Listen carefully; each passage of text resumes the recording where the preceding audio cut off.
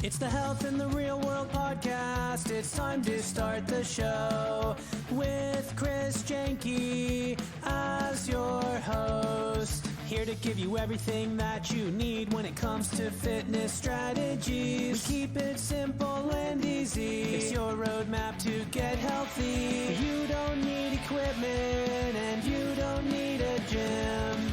Just the right strategies to get you fit and trim. Welcome to Health in the Real World. We are here today with Russell Pate. Russell, thanks for joining me today. How you doing? I'm doing great. How about yourself, Chris?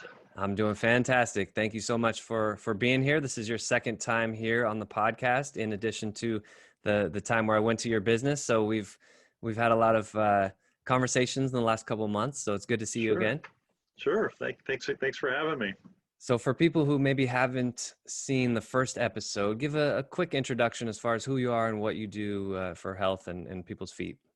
Okay. Well, I do healthy foot education and computer-generated orthotics. I have a business in Dublin, California, and I have a 3D scanner that I have that actually can look at the three arches of your feet and can get the balance and alignment, and it can help athletes and runners and just even everyday folks that work on their feet or, want to walk around and be comfortable.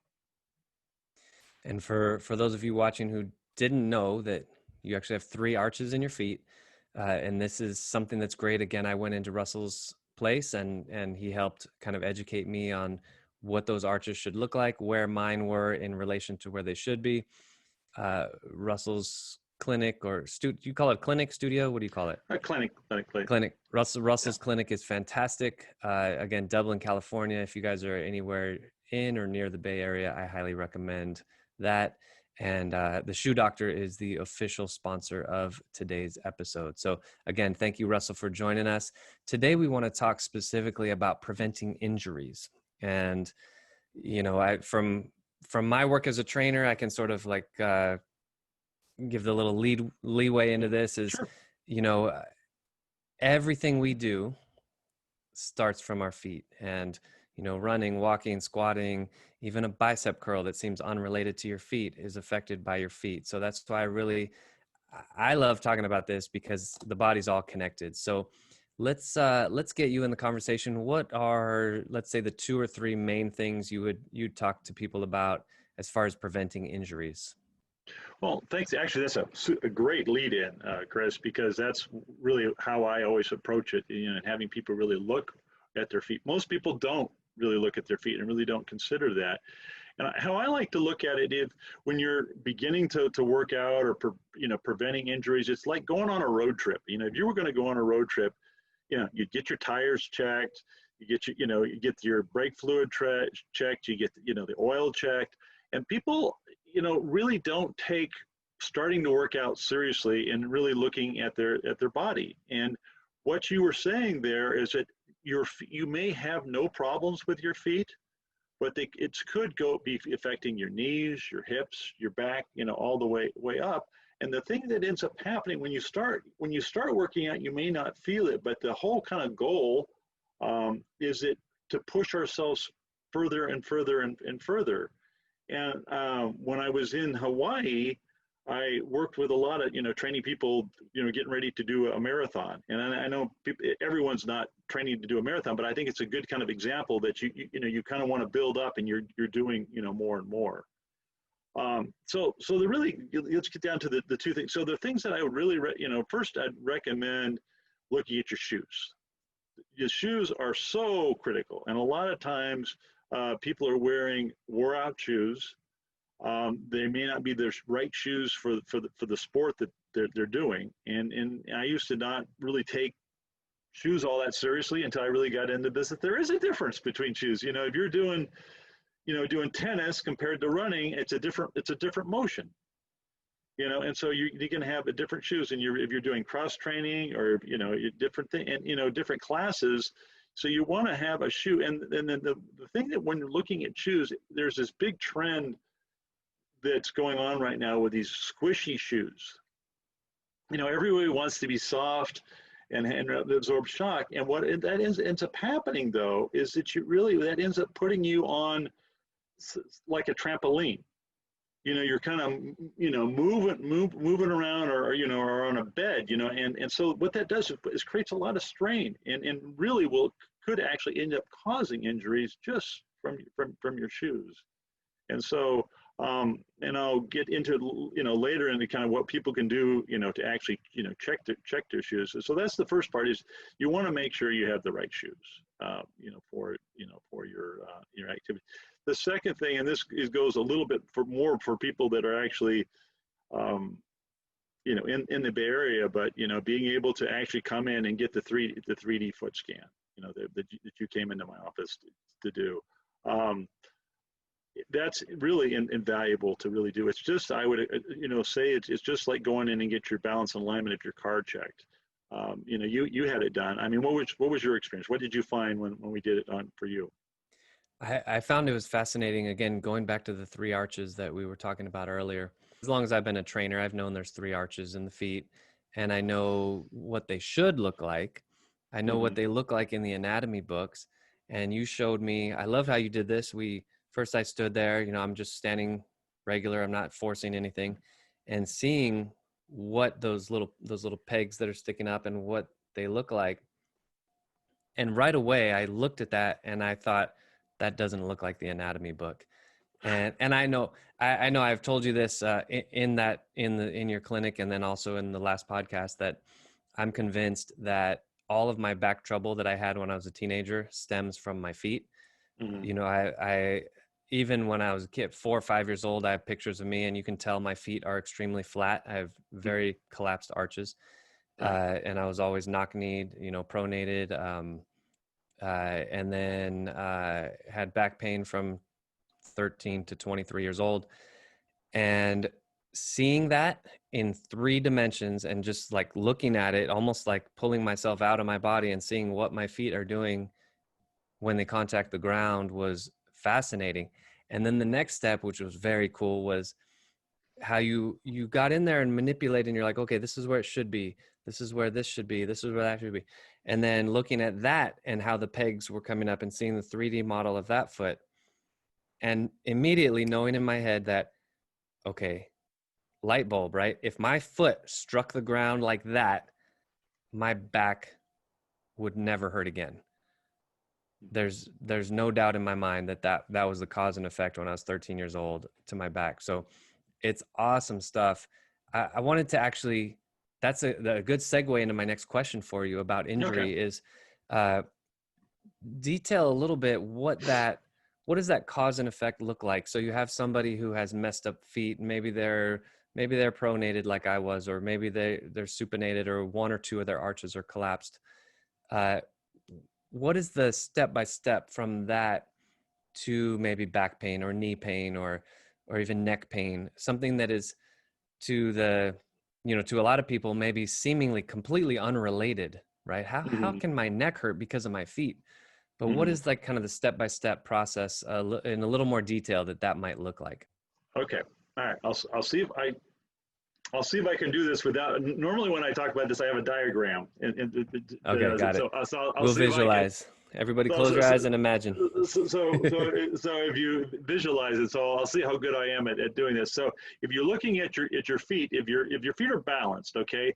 So in the ideal world, if your feet are balanced, now your ankle is going to be balanced on top of that, and your knee on top of that, and your hips and your pelvis, on top of that. So if your feet lean to the inside, which is called pronation, like you were saying, if they lean to the inside, now your knees aren't going to necessarily lean to the inside, but what it will rotate your knee. It'll rotate it internally. Okay. And so, and you can, and people that are at home, you can stand up right now and kind of play around with rolling your foot from side to side, where the weight's on the inside, the weight's on that. And you can actually see how your knee will actually rotate. Now, if the knee's rotated, now it's not tracking, properly. And so that was what ended up causing knee injury. And then if you end up with the knee internally rotated, that internally rotates the femur, which is the bone that goes from the knee to the hip, will internally rotate that and put more pressure on your hip. Was that Yep, that's exactly, yeah, that's perfect. And that's okay? this is exactly what I talk about with my training as well, because it's all connected. And even something like, again, you guys watching at home, stand with your feet pigeon-toed, like put your toes together with your heels out, and then lock out your knees, and you'll feel what that does. One, it's going to internally rotate your femurs and your whole leg, really. It's going to shift the position of the pelvis. Typically, it Mhm. will shift you anterior. It'll put Correct. more of an arch in your lower back. That arch in your lower back will make it easier to keep your upper back uh, up in alignment, good posture. So again, like you said, it's like step by step from the feet, you're building this almost like building a skyscraper, right? It's like, Yes. Yeah. if you looked at a building in New York City and, instead of a concrete foundation, it was made out of mud, pretty soon that building's going to start looking like the Leaning Tower of Pisa. And you could look at the top of that building and say, why is the top of that building over there when it's really the bottom of the building? Well, it's because you shifted the bottom of the building and the whole thing looks like it's about to fall over. So that's the same Yeah. thing with your body, right? Yeah. Absolutely. Yeah. And it's Yeah. just and it people don't and it. I get very often I get people people that come in and into my clinic that have seen other medical professionals, and so often you know pick on the orthopods a little bit here. Like if they're a knee guy or they're a hip guy, they're just looking at that area Right. instead of looking at the whole body. And so it's so interesting. I'll have come in and people that have had trouble with their knees or their hips for years, and they have an MRI done and it looks great, and they can't figure it out. And then we do what you did. It came into my clinic and did, and we found out their feet are wet, Mhm. whacked or out of alignment. I think Yeah. Yeah. you'd be more. I just thought of another analogy as you were talking. It's almost like this, like the knee is a simple hinge, right? It's kind of a Correct. dumb joint. It just hinges, right? Boom, boom, Right. right? Yeah. Similar to a door, right? So Right. imagine you open your front door. Somebody grabs on your front door and is hanging from your door, and let's just say they're hanging from your door for days or weeks or even years. Every time you close the door, that's going to cause abnormal wear and tear on the knee joint. Then Right. somebody comes along who's, like you said, that specialist. If they're only focused on the knee, Right. they may look at that hinge and go, your hinge is rubbing right here. Let me open up a little space, and they fix the knee. When Whoa, people, let's step back. There's a guy hanging from the door. Let's just tell him to stop hanging on the door, and that will fix the whole thing, right? Yeah. So That's great. I I don't like know. it. I'll use that. I'll use All that, right, Chris. I give you permission to use my analogy. uh, Nice. no, no, that's so true, so true. So, but I just it's you've met me. We've talked about this before. I just have a real passion about people being able to live a healthy life and and it's so we just don't look at our feet, and our feet can affect the quality of our life. It may not affect it today, may not affect it tomorrow, but it's the thing that, and I know you've heard me say it before, is treat your feet like you do your teeth. And if I can just get that idea through to people, whether they're in the Bay Area or they're not, just to be able to think of that way, that treating your feet like you do your teeth, and do regular maintenance, wear the right shoes, take care of them, get checkups on your feet. I'd actually like to see my 3D scanner become part of a yearly physical, and so we know what's going on with people's feet. So Yeah, I don't know. I think that'd be great, and it is a great analogy comparing it to teeth. We think of our teeth twice a day, really, right? Morning and evening. Most people are brushing their teeth twice a day and hopefully flossing every day. And then, right, like you said, you're checking in with the dentist just to make sure you're not completely off the rails with the cavity or anything like that. right, And it does seem logical that if we treated our feet like that we would have a lot fewer problems. And your other analogy about the road trip, the feet are your tires, right? Check yep, the tires. Nobody would go on a 1,000-mile road trip without making sure they had no no holes in their tires or low air pressure. So, Yeah. so Russell, how I would ask this, I think, how many people come into your clinic because they have a specific injury versus how many people are more maintenance minded? I think I know the answer, but I'll let you answer it. uh, it's about 9 to 1 people with injuries. Mm-hmm. Occasionally, and the people that usually come in for maintenance are usually family members. Is like the wife came in and she had problems, and she wants the husband, because she wants him to be able to keep up with her now that her, she's got orthotics and she's got the right shoes.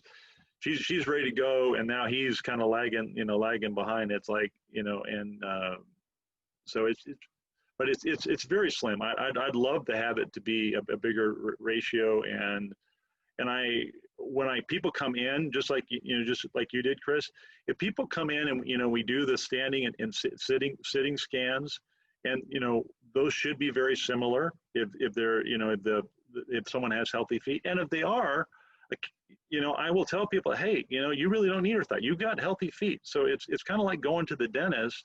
If you don't have a cavity, you don't need a filling. And so I'm really wanting people to become more cognizant of prevention, and really look to me or people like me to that service to do prevention. Yeah, and that's one thing I could really tell almost immediately, that you're not there, and I wasn't there for you to sell me orthotics. I was there for you to give me an accurate representation of what direction I need to go.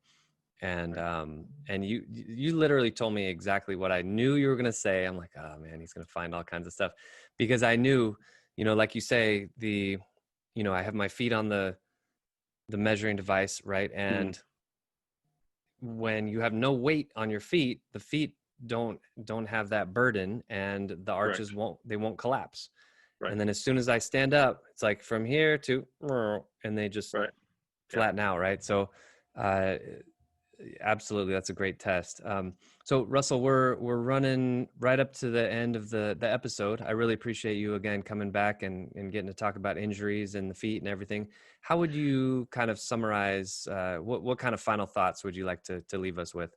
Well, I kind of teased people a little bit and said I would give them a tip at the end, so I want to make sure I follow through with that. So what I would tell people is, go in, look at your athletic shoes that you're wearing, and kind of take your thumb and kind of push into them and see how firm and how soft they are.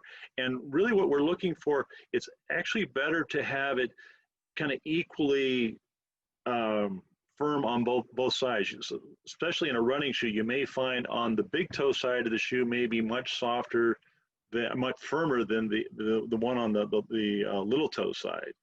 And so just people check their shoes, and you should actually replace shoes. Athletic shoes should be replaced, every 8 to 10 months. Mm-hmm. A lot of times people wear their shoes, too long. So that would kind of be my closing tip for today, for things that people can actually, take action on. Nice. That's great. And Russell, one more time, how do people get a hold of you? How do they find you? What's your website, social media? Sure, absolutely. So as you can see, it's the shoedoctor.biz, not .com, it's .biz. And on my site, there's all kinds of resources. I have like 24 different articles that I've written. I have a couple dozen videos. I am on YouTube. You can find me at it's the shoedoctor.com. And so it's actually shoedoctor.biz, shoedoctor.biz is my is my website. And so I would encourage people, whether they live in the Bay Area or not, to come and check out my site and read some of the articles and watch some of the educational videos that I have. There's just all kinds of learning opportunities on my website. All right, great. Russell, again, thank you so much for joining me today. Health in the Real World podcast. Thanks for listening to the Health in the Real World show. Make sure to like and subscribe and comment down below. Visit mycorebalance.com to learn more.